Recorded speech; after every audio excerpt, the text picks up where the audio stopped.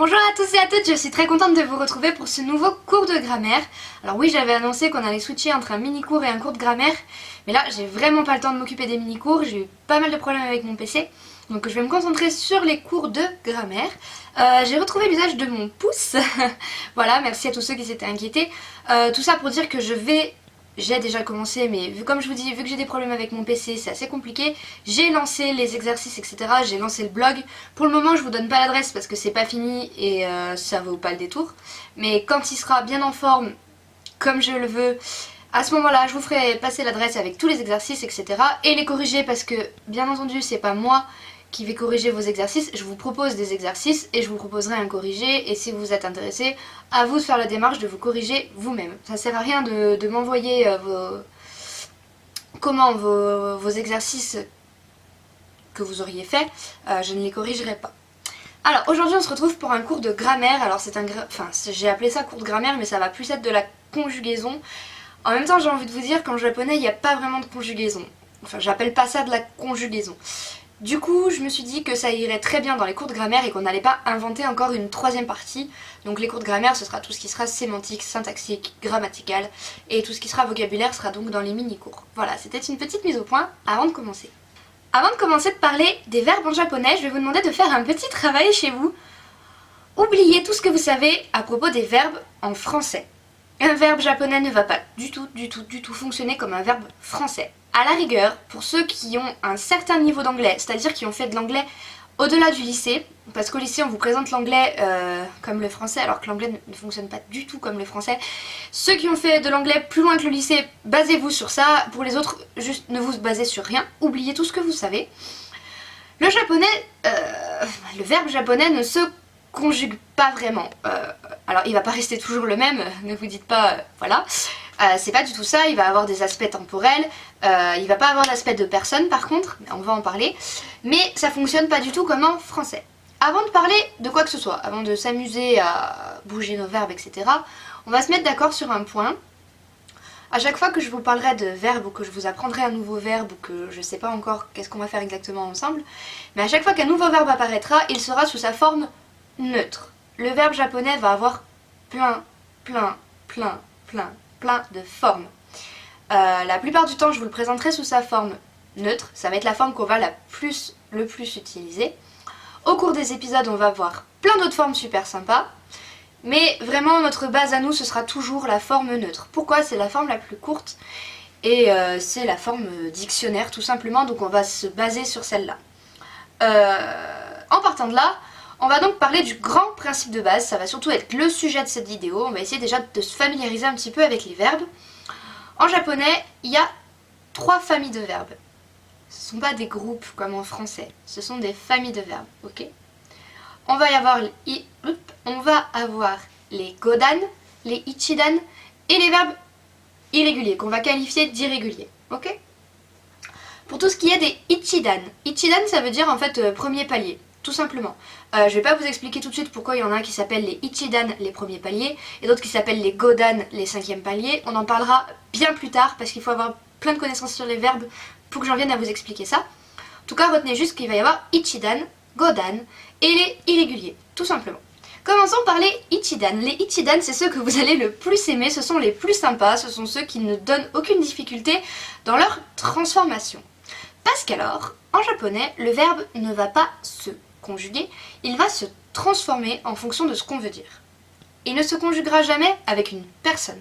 C'est-à-dire que vous parliez à je, vous, tu, nous, il, le verbe ne bougera pas en fonction de la personne. Cependant, il bougera en fonction du contexte de votre phrase et du temps de votre phrase, évidemment. La base neutre que je vais vous apprendre là va être utilisée dans un langage familier, à ne jamais utiliser quand on parle à son supérieur, à son professeur, à quelqu'un qu'on ne connaît pas très bien.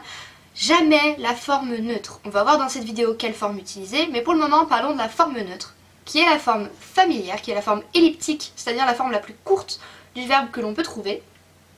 Et c'est grâce à cette forme qu'on va pouvoir les ranger dans les petites familles dont je vous ai parlé. Ok? Tous les verbes qui vont se finir par ru vont être ichidan. Par exemple, le verbe manger, c'est taberu à la forme neutre. On voit le petit ru, donc ichidan. On va avoir par exemple, je sais pas, miru, le verbe regarder. Miru, même principe, ichidan. Ça se complique avec les godan, parce que les godan, pardon, peuvent finir en u, mais pas en ru. D'accord? On va donc avoir des verbes comme AU, rencontrer. J'ai ma petite liste, ça va être plus simple. On a aussi matsu, le verbe attendre. Vous entendez, c'est U, mais c'est pas ru. On a kaeru, c'est kaeru. Élu, et pas ru tout court.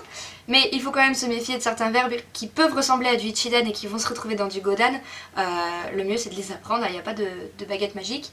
On va avoir yomu, le verbe lire. Asobu, le verbe s'amuser, jouer. Shinu, le verbe mourir. Kiku, le verbe écouter. Isogu, se dépêcher. Et pareil, hanasu, parler. On va avoir beaucoup de verbes dans ce godan.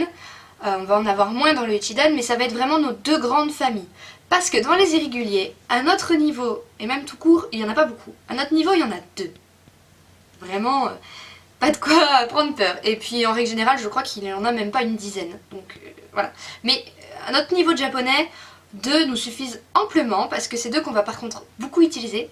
C'est le verbe suru. Suru, c'est le verbe faire. Il va pas du tout se décliner comme les autres, il va être très irrégulier. Et on va avoir kuru, qui lui aussi va être très irrégulier, c'est le verbe venir. Alors, maintenant que je vous ai bien parlé de cette forme neutre, je vais vous parler de la forme en mas, masu. C'est la forme qui va être utilisée pour la politesse.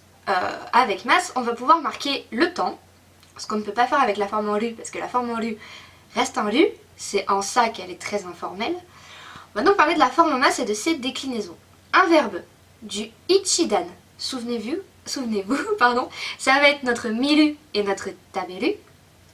Ils vont se transformer de façon très simple puisqu'on va juste enlever le ru et on va mettre mas à la place. Miru va devenir mimas. Taberu va devenir tabemas. C'est très simple et c'est en ça que vous allez beaucoup aimer les verbes du ichidan.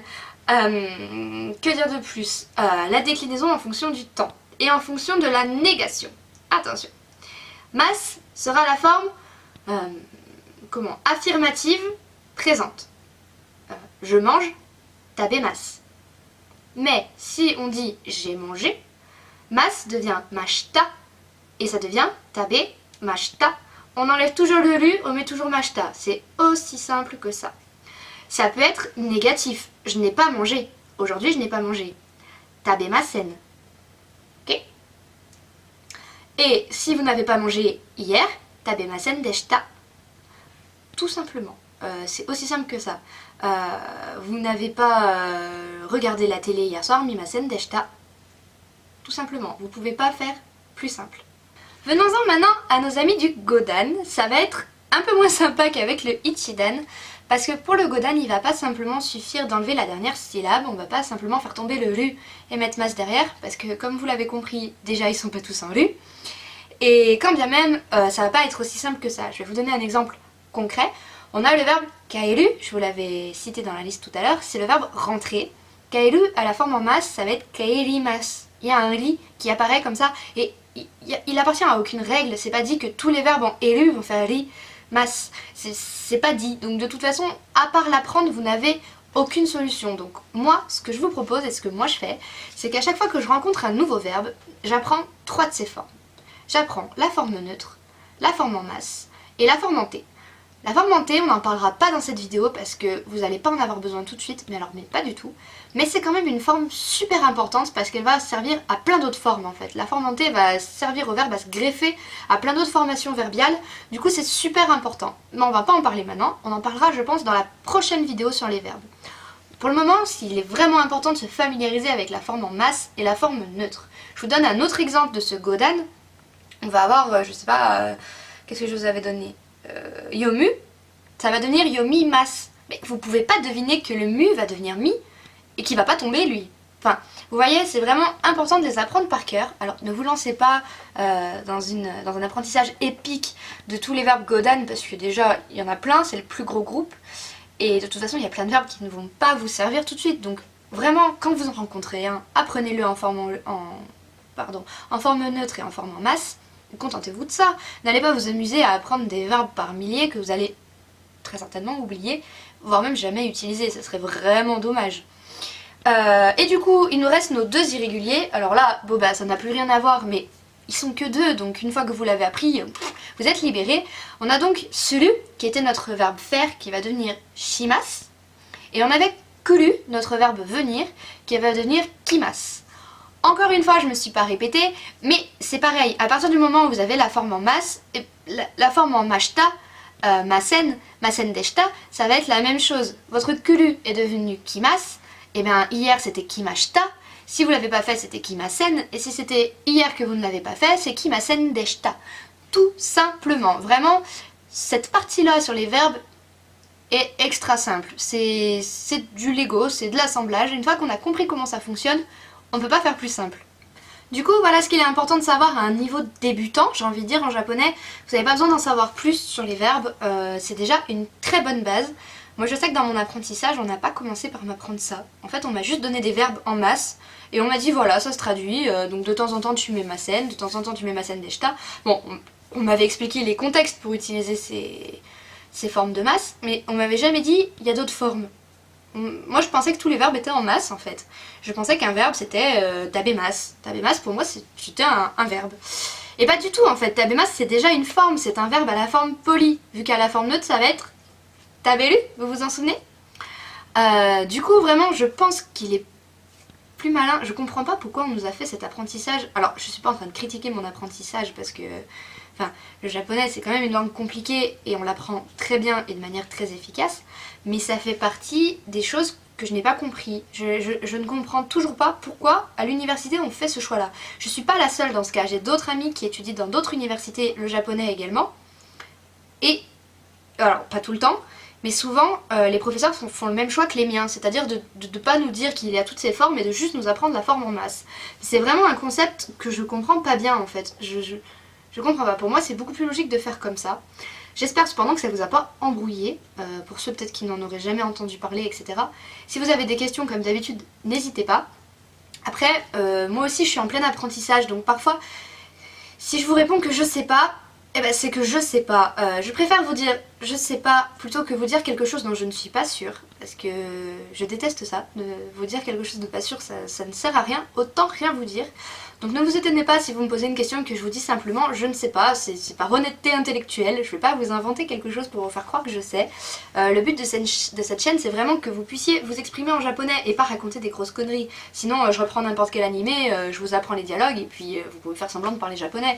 Enfin je veux dire j'ai fait ça pendant des années, pas pour faire semblant de parler japonais mais pour entraîner mon oral. Ah, autre chose, ça vient de me venir à l'esprit comme ça, dans un de mes commentaires je crois, on m'a fait remarquer que je disais les desu alors que normalement on dit des. C'est vrai. Dans toutes mes vidéos, je fais cette faute.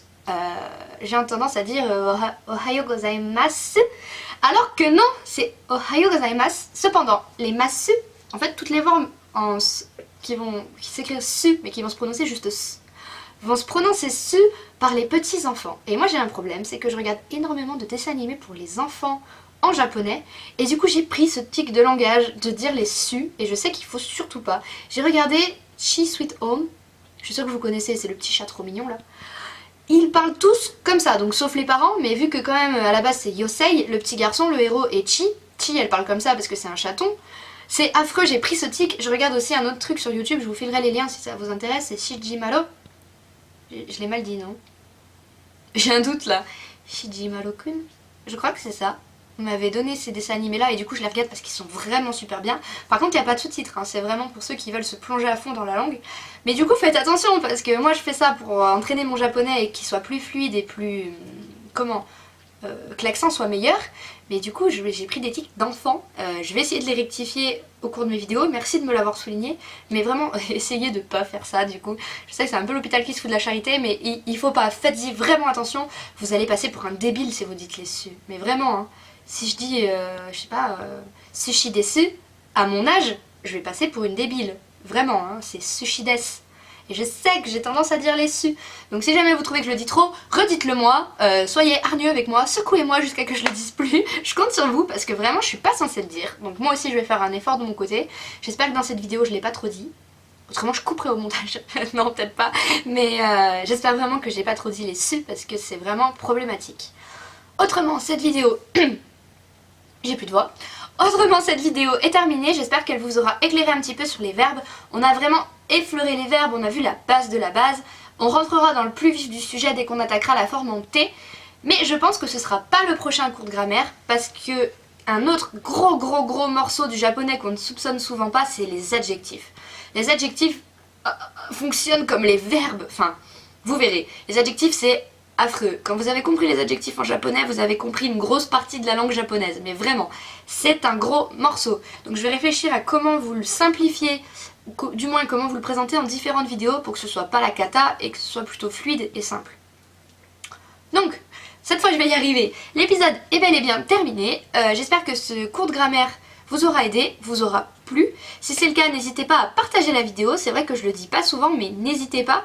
Si vous avez d'autres personnes qui sont intéressées par le japonais et qui veulent l'apprendre, ben faites tourner, allez-y. Moi, il y a de plus en plus de monde sur cette chaîne, surtout en ce moment. Je sais pas ce qui se passe, mais il y a vraiment de plus en plus de monde. C'est super cool. Je sais pas si c'est les mini-cours qui attirent autant de gens. Si c'est ça, bah, je vais plus m'axer sur les mini-cours. En attendant, je vais jamais oublier le côté culturel de la chose parce que c'est ce que j'aime le plus. D'ailleurs, je pense que je vais vous filmer très rapidement un vlog sur un manga, le manga Kazane. Je sais pas si vous en avez entendu parler, c'est une petite bombe.